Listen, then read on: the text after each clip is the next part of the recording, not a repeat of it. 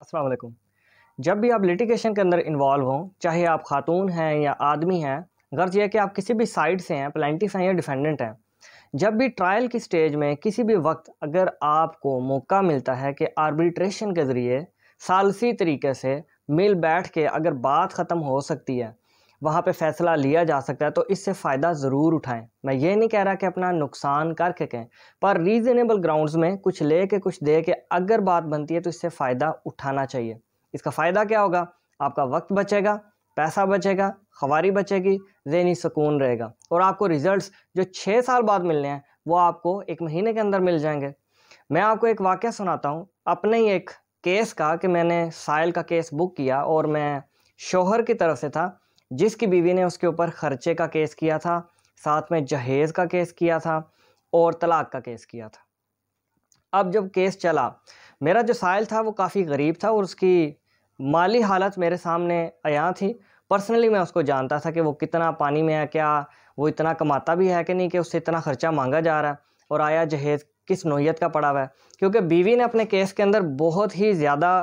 بڑھا چڑھا کے مقدمے کے اندر جہیز کی ڈیمانڈ کر دی تھی کہ میں شادی کے وقت تقریباً 25 سے 30 لاکھ روپے کا جہیز لے کر آئی تھی، اور یہ ابھی تک گھر کے اندر میرے سسرال میں پڑا ہے، اور خاوند مجھے دینے سے انکار کر رہا ہے، مجھے مارتا ہے جب بھی میں اس کا تقاضا کرتی ہوں کہ میرا جہیز واپس دیا جائے، ساتھ ہی مجھے طلاق دی جائے، ساتھ ہی میرا خرچہ بھی دیا جائے جو غیر آبادی کا ہے۔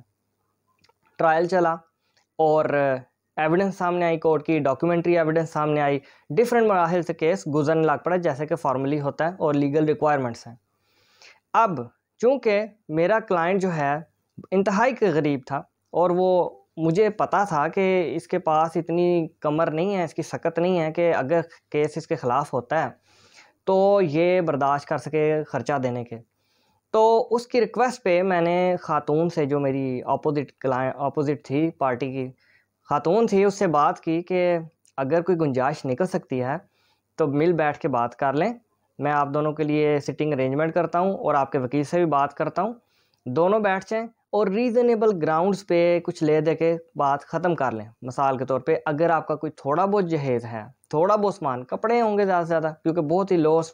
فائنینشیل کنڈیشن سے دونوں آدمی اور عورت بلانگ کرتے تھے، اگر کوئی چھوٹی موٹی چیز ہے تو بٹھا کے آپ لوگوں کو لے دے کر دیتے ہیں، آپ بھی کیس وڈرا کر لیں، خاتون کو میں نے کہا، اور آدمی کو میں کہتا ہوں کہ اگر آپ کے پاس کوئی چیز واقعی اپنی بیوی کی ہے تو واپس کر دیں۔ باوجود اس کے کہ ان کے وکیل صاحب نے بھی کوشش کی کہ خاتون کو، یعنی ان کی سائلہ کو منائیں کہ مل بیٹھ کے بات ختم ہو رہی ہے کر لیں، اور میری بھی ریکویسٹ پہ اور میرے سائل کی ریکویسٹ پہ بھی، یعنی ان کے شوہر یا سابقہ شوہر کہہ لیں، ان کی ریکویسٹ پہ خاتون نے بات نہیں سنی۔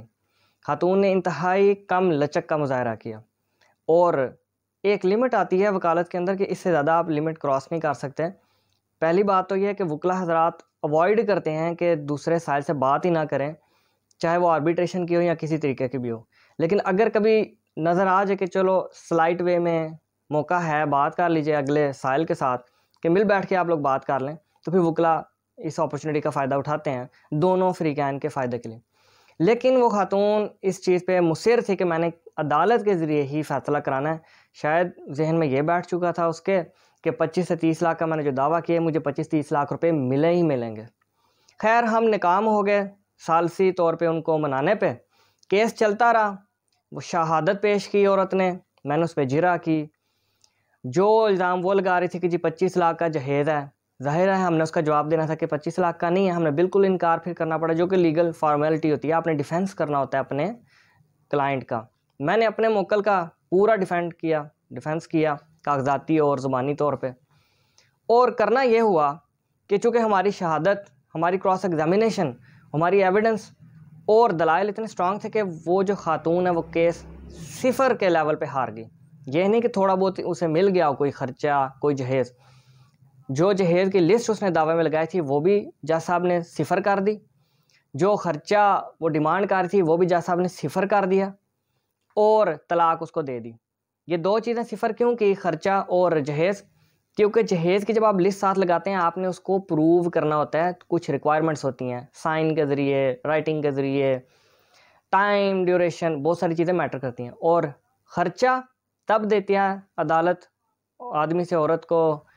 آدمی سے لے کے عورت کو دیتے ہیں جب وہ فرما بردار بیوی اپنے آپ کو منوا لیتی ہے عدالت کے اندر کہ میں فرمانبردار بیوی تھی، میں اپنی مرضی سے سسرال سے میکے نہیں گئی، ان دونوں چیزوں میں وہ عورت فیل ہوگی عدالت کے اندر پروف کرنے میں، اور ہم کامیاب ہو گئے۔ اب بات یہاں پہ بتانے کی یہ ہے کہ جب پریا پنچایت پہ بات ہو رہی تھی تو اس عورت کو کم سے کم 50% چیزیں واپس مل جانی تھی، لیکن اس نے ثالثی چیز کو نہیں پریفر کیا، آربیٹریشن کی طرف نہیں آئی، کم لچک کا مظاہرہ کیا۔ تو جب کورٹ کے ذریعے وہ معاملہ حل ہوا تو اس کو جو 50% ملنی تھی وہ 0% ملی، کچھ بھی نہیں ملا، اور وہ خالی ہاتھ خاتون واپس چلے گی۔ اب یہاں پہ لیسن کیا ہے بطور لیٹیگنٹ آپ کے لیے اور میرے لیے، کہ آربیٹریشن میں آپ کو فوائد حاصل ہوتے ہیں، آپ ریزنیبل گراؤنڈز میں، میں نہیں کہہ رہا کہ اپنا نقصان کریں، اگر لے دے کے معاملات ہوتے ہیں اس کو حل کر لیں، ورنہ کورٹ ایک لمبا پروسیجر ہے، کمپلیکس پروسیجر ہے، اس میں کافی ساری پیچیدگیاں ہیں۔ ایک بات اور، ثالثی معاملے بھی جب کریں، آربیٹریشن بھی جب کریں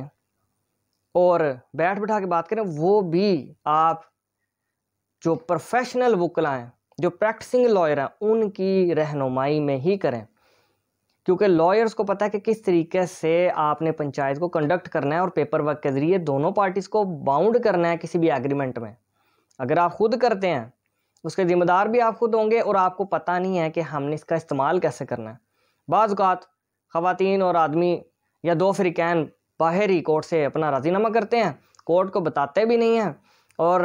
کیس خود ہی پھر خارج ہو جاتا ہے، اور جب باہر دوبارہ لڑائی ہوتی ہے کہ جناب یہ اب جو راضی نامہ ہوا تھا اس پہ عمل درآمد نہیں کر رہا فلاں فریق، پھر عدالت کہتی ہے آپ نے ہمیں تو بتایا نہیں تھا، یا وکیل کو بھی نہیں بتایا جو آپ کو لیگلی باؤنڈ کرتا ہے دونوں کو ایگریمنٹس میں۔